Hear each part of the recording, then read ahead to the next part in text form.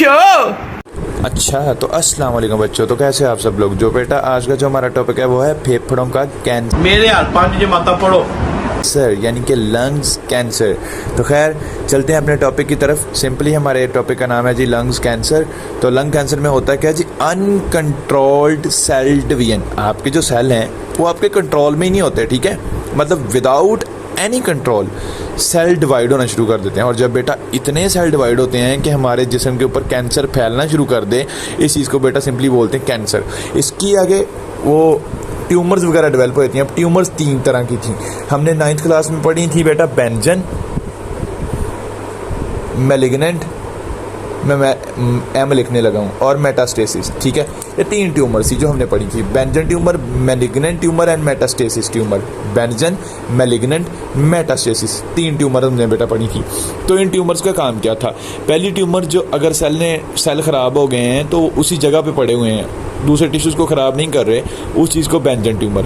अब अगर वो सेल दूसरे टिश्यूज़ को ख़राब कर रहे हैं उसको मैलिग्नेंट ट्यूमर। अगर बेटा वो दूसरी जगह ख़राब होते हुए किसी और जगह चले जाएं, यानी कि पाँव पे थे तो वहाँ से ख़राब होते होते होते होते ऊपर कंधे तक आ गए हैं, तो इस चीज़ को बेटा मेटास्टेसिस बोलते हैं, ठीक है। 3 तरह की ट्यूमर होती हैं। ये थी आपकी लंग कैंसर की ट्यूमर्स। लंग्स कैंसर की नहीं, ये वैसे ट्यूमर्स हैं, ठीक है। अब tumours lung cancer, uncontrol cell division lung tissue की अनकंट्रोल सेल डिवीजन है, यानी कि वो आपके कंट्रोल में नहीं है, सेल खुद ही कंट्रोल अब नॉर्मली डिवाइड होते जा रहे हैं, यानी कि अगर पहले 10 हो रहे थे तो अब क्या हो रहे हैं 40, मतलब कोई कंट्रोल नहीं है। Cell continue to divide without any control and form tumour, और सेल ट्यूमर बना दे। ट्यूमर कौन सी बेटा, बेंजन, मैलिग्नेंट एंड मेटास्टेसिस।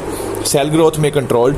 आगे सिगरेट स्मोक, अब इसकी मेन वजह बेटा सिगरेट है। सिगरेट के धुएं में 50 तो कैरोसिनोजेंस होते हैं, यानी कि 50 तरह के केमिकल हैं जो कैंसर काज करते हैं। आगे सुनो मजे की बात, ये एमसीक्यू है आपका बोर्ड का।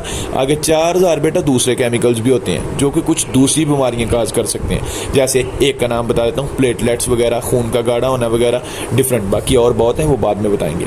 मेन काजेज, अब आपके लंग कैंसर के मेन काजेज क्या हैं, आपका शॉर्ट क्वेश्चन आ जाएगा, what is the causes of lung cancer. तो आपने 3 काजेज बताने हैं। पहला बेटा सिगरेट स्मोक, दूसरा रेडिएशन, एंड तीसरा बेटा वायरल इन्फेक्शन, यानी कि कोई वायरस वगैरह भी हो सकता है। आगे how many types of smoking की 2 टाइप्स हैं। पहले ये मैंने सिगरेट बनाई है, देखें ये फिल्टर है। अगर कोई बंदा सिगरेट पी रहा है तो उस पीने वाले बंदे को बोलते हैं एक्टिव स्मोकर।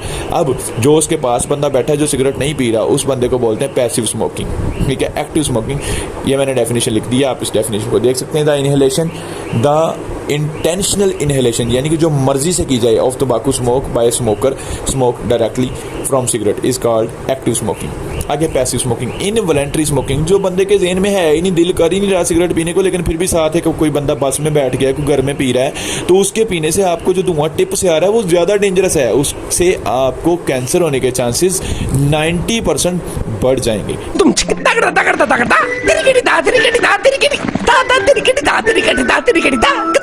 तो बेटा ये हमारा छोटा सा टॉपिक था लंग कैंसर, इसको देख लें, कोई क्वेश्चन है तो पूछ लें। फी अमान अल्लाह।